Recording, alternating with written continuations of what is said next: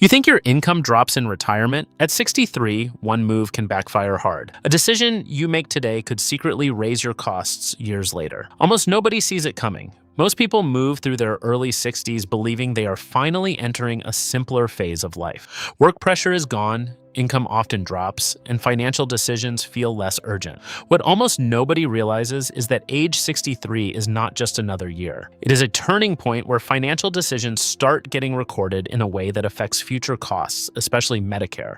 The reason this catches so many people off guard is because nothing obvious changes on the surface. There is no official warning, no major announcement, and no immediate consequence tied to decisions made at that age. Everything feels normal. People continue managing their finances the same way they did at 60, 61, or 62. They might adjust investments, take withdrawals, or do Roth conversions, all based on advice that focuses mainly on taxes. The problem is not that those actions are wrong. The problem is that at 63, those same actions begin to carry a delayed financial impact that is easy to miss. The system that calculates Medicare premiums starts paying attention to income from this specific year, and once that income is recorded, it cannot be undone. By the time the effect becomes visible, the decision is already locked in. That is why this age matters more than most people expect.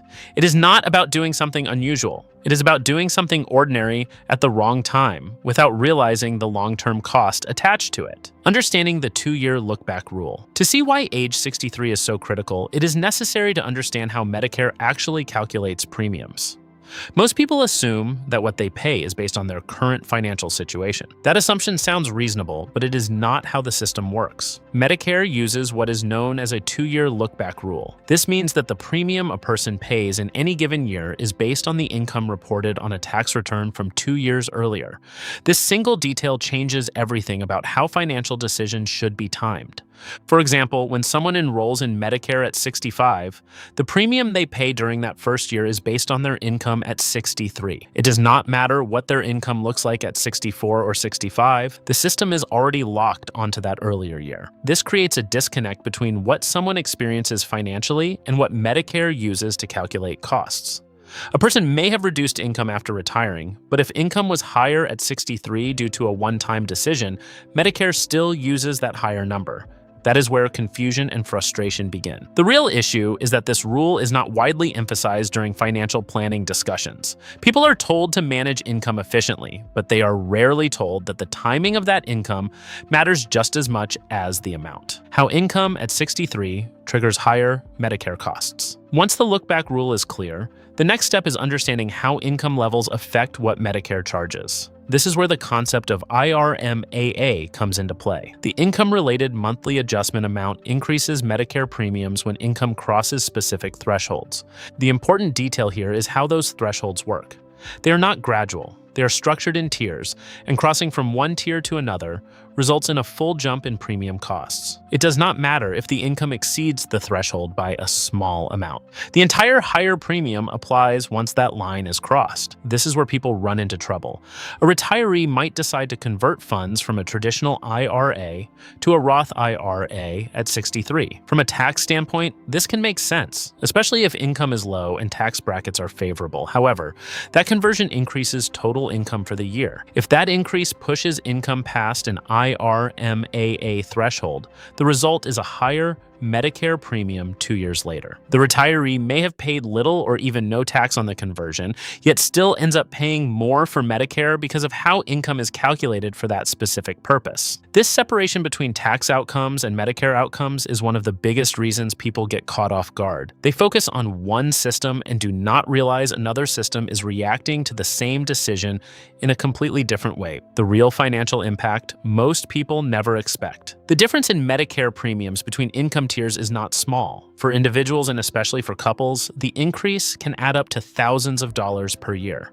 What makes this more frustrating is that the coverage itself remains exactly the same. Two retirees can receive identical Medicare benefits yet pay significantly different amounts simply because of income reported 2 years earlier. This does not feel intuitive, and it often leads to confusion when people compare notes with friends or neighbors. For someone like Richard, who carefully planned retirement and executed a Roth conversion strategy, the expectation was that paying taxes early would simplify future finances. The outcome was different. The conversion increased income at 63, and 2 years later, the Medicare premium reflected that higher income level. Richard did not make a reckless decision. The strategy itself was sound.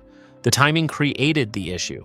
If that same conversion had been done earlier, outside the look-back window, the result would have been different. This is why awareness matters more than complexity. The rules are not hidden, but they are rarely explained in a way that highlights their practical impact. If this kind of breakdown is helping you connect the dots, consider subscribing so you don't miss the next one. The collision of three financial systems at 63. What makes age 63 particularly complicated is that it sits at the intersection of three different financial systems. Each system has its own rules, and they do not align with each other. The first system is income tax planning. At 63, many retirees are in a lower tax bracket because they have stopped working, but have not yet started required minimum distributions. This creates an opportunity to shift money, such as converting traditional IRA funds to Roth accounts at a lower tax cost. The second system involves health insurance before Medicare begins. Many retirees rely on plans under the Affordable Care Act where subsidies are based on income. Lower income results in higher subsidies and lower premiums. Higher income reduces or eliminates those subsidies. The third system is Medicare IRMAA, which penalizes higher income by increasing premiums based on the 2-year look-back. The conflict becomes obvious when these systems are viewed together. Tax planning encourages generating income when tax rates are low. Health insurance subsidies encourage keeping income low. Medicare planning also encourages staying below certain thresholds. A decision that improves one area can create problems in another. Increasing income through a Roth conversion may reduce long-term taxes, but increase current health insurance costs and future Medicare premiums. Keeping income low may preserve subsidies, but limit opportunities to reposition assets. There is no universal answer that works for everyone. The correct approach depends on individual numbers, timelines, and priorities. What matters is recognizing that all three systems are active at the same time and need to be considered together.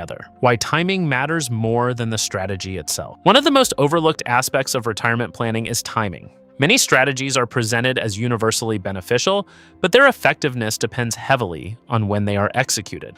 A Roth conversion is a good example. Doing a conversion at 60 or 61 can provide long-term tax benefits without affecting Medicare premiums because it falls outside the look-back window.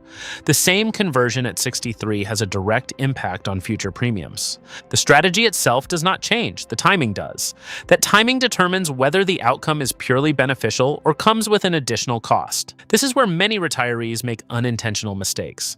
They follow general advice without adjusting for their specific age. The advice is not wrong, but it is incomplete. Without considering timing, even good strategies can produce less favorable results. Understanding when a decision will have consequences is just as important as understanding what the decision does. That awareness allows retirees to sequence their actions in a way that avoids unnecessary costs. The ongoing nature of the look-back rule. Another important point that often goes unnoticed is that the 2-year look-back does not apply only once. It continues throughout retirement. Every year, Medicare premiums are based on income from 2 years prior. This means that decisions made at 64 affect premiums at 66, decisions at 65 affect premiums at 67, and the pattern continues. The system consistently looks backward, creating a rolling impact of past financial decisions. Age 63 stands out because it is the first year that directly influences Medicare costs. It is the starting point where this cycle begins. But the process does not stop there. It becomes an ongoing consideration for the rest of retirement. This is why long-term planning is necessary. It is not enough to focus on 1 year. Each decision should be viewed in the context of how it will affect income patterns over time, appeals, and what actually qualifies. There's often confusion about whether higher Medicare premiums can be reversed if income drops in later years. There is a process for requesting a reconsideration, but it is limited to specific situations. The Social Security Administration allows adjustments when income decreases due to certain life-changing events. These include retirement, reduction in work hours, or loss of income from certain sources. The key requirement is that the change must be due to circumstances beyond a planned financial decision. If someone intentionally increases income through a Roth conversion or asset sale, that does not qualify for an adjustment. Medicare will continue using the reported income until the look-back window moves forward. This reinforces the importance of planning ahead. Once income is recorded for a specific year, The impact on Medicare premiums is largely fixed for the corresponding period. The long-term perspective most people overlook. When looking at the bigger picture, it is important to recognize that higher income in a given year is not always a bad outcome. In some cases, accepting higher Medicare premiums for a limited period may still be worthwhile if it leads to significant tax savings later. The key difference is whether that trade-off is intentional. If someone understands the cost and decides it is worth it, that is a strategic choice. If the cost comes as a surprise, it feels like a penalty. The goal is not to avoid every increase in premiums. The goal is to make informed decisions where the benefits outweigh the costs. That requires a clear understanding of how different systems interact and how timing influences the results. The rules surrounding Medicare premiums are not hidden or secret. They are publicly available and consistently applied. The challenge is that they are rarely explained in a way that connects them to everyday financial decisions. Age 63 is where those rules start to matter in a very real way. It is the point where timing becomes critical and where decisions begin to shape future costs. Most people do not realize this until they see the impact on their premiums. By that time, the opportunity to adjust has already passed. The decision has been made, and the system is simply following its rules. So the real question is not whether these rules exist. It is whether someone understands them early enough to use them effectively. Take a moment and think about your own situation. If income decisions today can affect costs 2 years from now, how much attention are you giving to timing? And more importantly, are you making those decisions with a full understanding of what they will cost you later?